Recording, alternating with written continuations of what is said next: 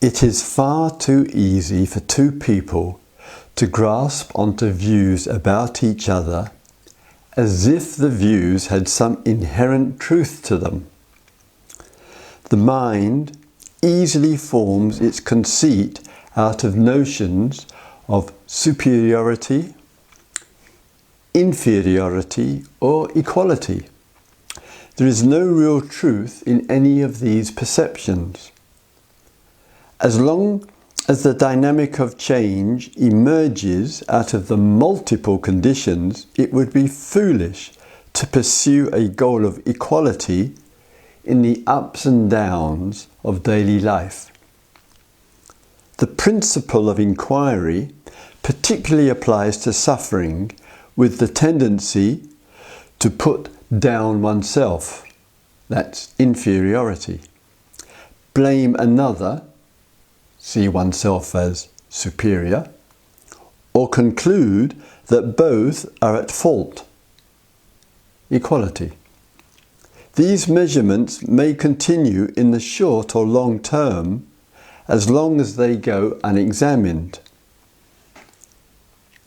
Who and what can cause suffering? We make various claims. 1. I make my own suffering. 2. Others bring suffering upon me. 3. We bring suffering on each other. 4. Various circumstances, an accident, redundancy, climate change, outside of the two people, cause our suffering. If I create my own suffering, then my suffering would not depend on anyone else or anything else. Why on earth would any mildly sane person want to create their own suffering? Who am I that I would want to do that to myself? How can I separate myself from the suffering that I bring upon myself? Such a view can generate more unhappiness, guilt, self-blame, and suicidal thoughts. I may think that somebody else causes all my suffering. If another has the power to cause us to suffer, then we can never get away from it, that others inflict suffering upon us. Others would always have the power to cause us suffering.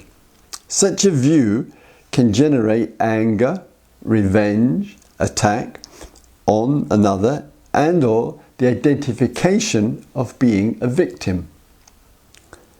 If both of us cause the suffering we go through together, then what part of us caused suffering and what part did not?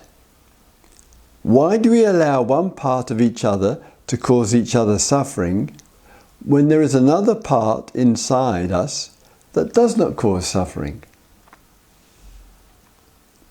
If suffering arose due to circumstances outside of each other, then we can never be free from suffering.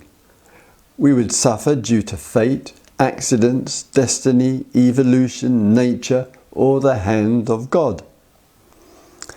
There is no need to point the accusing finger at ourselves, another, or both, or to circumstances outside of ourselves and another. If we do this, then we can respond with wisdom to the arising of suffering. We have the capacity to end the arising of suffering. Love replaces suffering. Mindfulness and equanimity replaces suffering. Letting go replaces suffering. Ending of healthy views transforms suffering. Clear comprehension and understanding of causality dissolves suffering.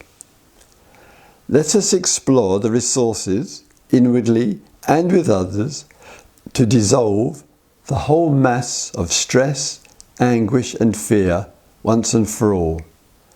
Let love and wisdom pervade consciousness. Thank you.